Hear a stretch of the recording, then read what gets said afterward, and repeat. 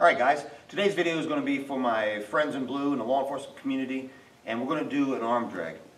From a point of view of defensive tactics, when I deal with a subject, if I'm going to go hands-on, it's always best to go hands-on from the side or preferably the rear position. Now, the problem is when we interact with the public, if I'm a contact officer, I'm always dealing with them from the front.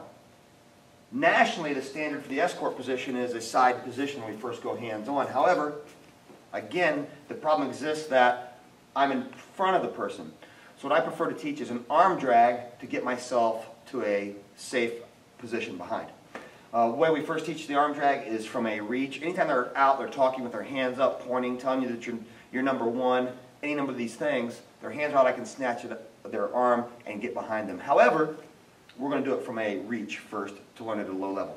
When Neil reaches for my shoulder on the same side, my hand on the same side, what we call a mirror hand, is going to draw a circle inside to deflect and take the arm in this direction. At the same time, the opposite hand is actually my dragging arm will come underneath, grab at the tricep, and pull it through. I want my hands moving at the same time, so when he reaches, this occurs. Again, passing across my body, which will take me to his back. Now, I don't want to stand here as he reaches and pull him out of his shorts. I want to move also. So when he reaches, I'm going to cross step and I get behind him. We do what's called a pass-by drag if he's not the person I want to deal with. He's the mouthpiece. I need to get an individual behind him. So as he's reaching out, I now go deal with the individual over here. We call that the pass-by drag. What I'm going to do today is teach you what we call the harness takedown.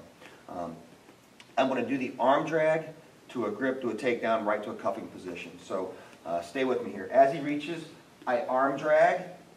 I'm going to move behind him, and now I come behind him, just like he's got wearing a seatbelt, what we call a harness. I'm going to pull him down backwards to his butt. As I do that, this hand's going to grab this arm, pull behind his back, and immediately I put body weight on him, just sprawling him. And when I'm ready, and he decides it's time to be handcuffed in this struggle, I can take the weight off him, come to my knees, and I have what we call a preacher curl. Just like I was lifting weights. My elbow's in the back of his, between his shoulder blades. I have control of his wrist. If he doesn't want to comply, I can put him in a little arm lock here. Put your other hand behind your back, do it now. And of course, at any time he gets strong, starts fighting, I'm just going to drop weight and pin him in this position. And if I've bitten off more than I can chew, I no longer have positional control, or I don't have situational control, I can disengage safely from this individual. Let's look at it again. So, we have the arm drag to the harness takedown. As he reaches, 1, 2, cross the chest, reach for the armpit. See how it breaks his balance? Notice how I have my right foot forward. I'm going to brace myself on a takedown. This other hand fishes through. I'm going to find his wrist. As I pull him down, put him on his butt, suck his hand behind his back, roll him over, put my chest down, get weight on him. Put your other hand behind your back, do it now. And now I can start to a cuffing position. All right. One more time at a medium speed so you can see all the pieces.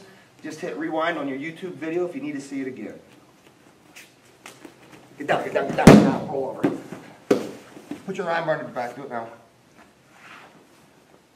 So tactically we can get behind somebody safely instead of having to sneak behind if they're reaching out, pointing, poking, or otherwise. Good luck and stay safe on the road, guys.